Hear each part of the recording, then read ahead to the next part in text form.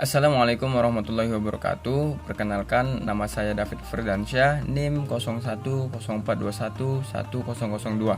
Di sini saya akan menjelaskan tentang metode hadis maudhu'i untuk memenuhi tugas mata kuliah hadis tematik yang diampu oleh Bapak dosen Haji Muhammad Iqbal Muin LC.MA.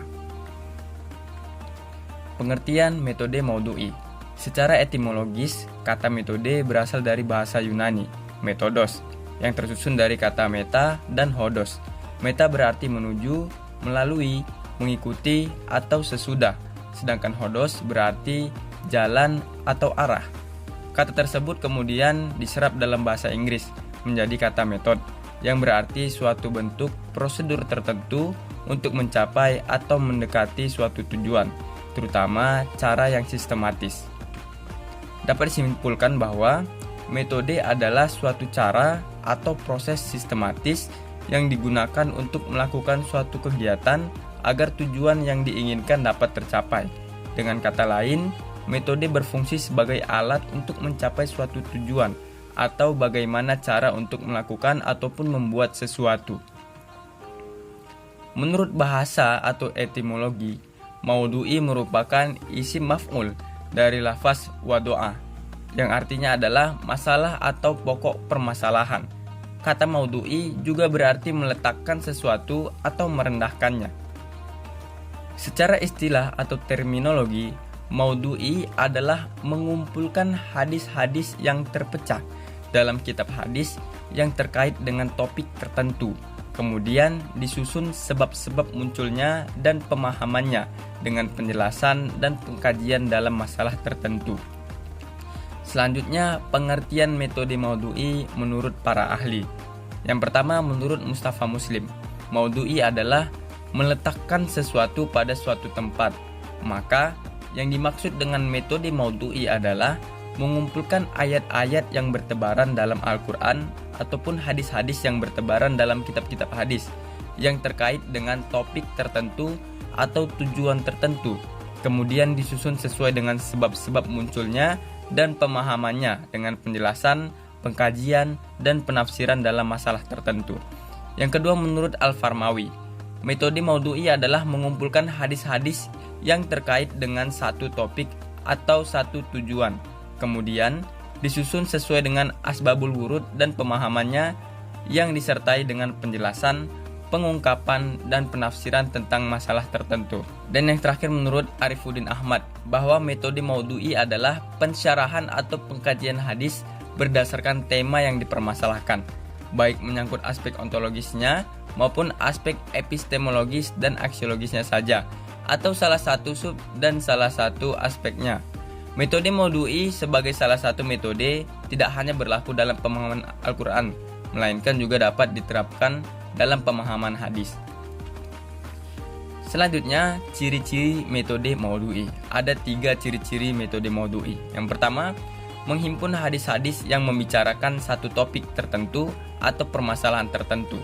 Yang kedua, memahami makna dari masing-masing hadis. Yang ketiga, memahami hadis secara komprehensif atau menyeluruh dengan menggunakan pendekatan tematik. Selanjutnya, unsur-unsur metode tematik. Ada 4 unsur-unsur metode tematik. Yang pertama, menentukan topik atau judul yang akan dikaji.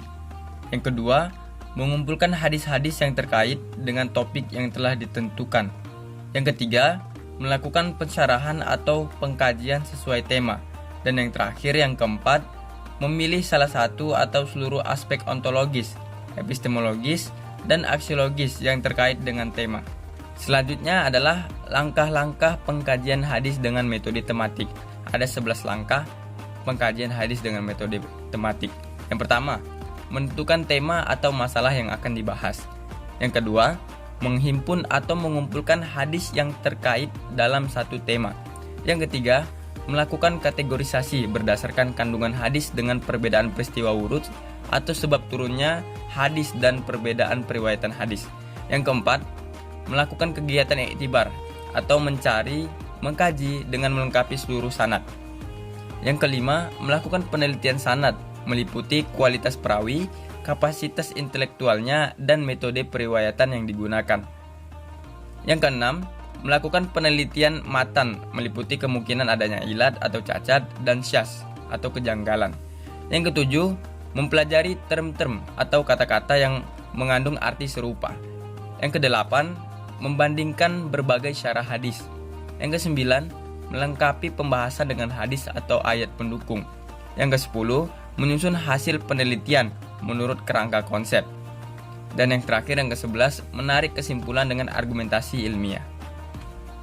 Selanjutnya adalah kelebihan metode Maudhu'i. Ada 3 kelebihan metode Maudhu'i. Yang pertama, memungkinkan para analisis untuk dapat melihat hadis dari segala sisi yang dimungkinkan oleh varian data. Yang kedua, para analisis dengan pendekatan induktif dapat menemukan makna jami' atau kuli dari sejumlah hadis. Dan yang terakhir, yang ketiga, membuat pemahaman menjadi lebih sempurna dan utuh. Kekurangan metode Maudhu'i. Ada satu kekurangan metode Maudhu'i, yaitu memenggal hadis. Maksudnya adalah dengan mengambil satu kasus di dalam satu hadis atau lebih yang mengandung berbagai permasalahan. Oke, selanjutnya kita memasuki sesi quiz time. Jawablah pertanyaan-pertanyaan berikut ini dengan benar. Pertanyaan pertama. Makna Maudhu'i menurut bahasa adalah A. Meletakkan sesuatu, B. Permasalahan, C.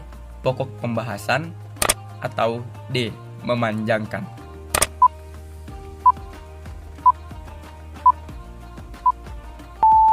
Ya benar, jawabannya adalah A.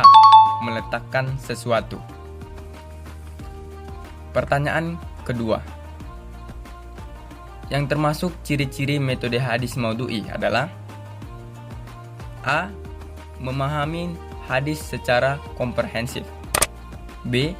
Memahami makna dari masing-masing hadis, C.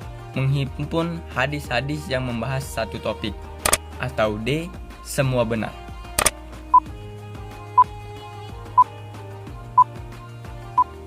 Ya benar, jawabannya adalah D. Semua benar. Pertanyaan ketiga. Yang menjadi kekurangan dari metode Maudhu'i adalah A. Memenggal hadis, B. Menjadi lebih sulit dalam memahami hadis, C. Tidak melibatkan semua hadis dalam tema tertentu, atau D. Tema dari suatu masalah tidak searah.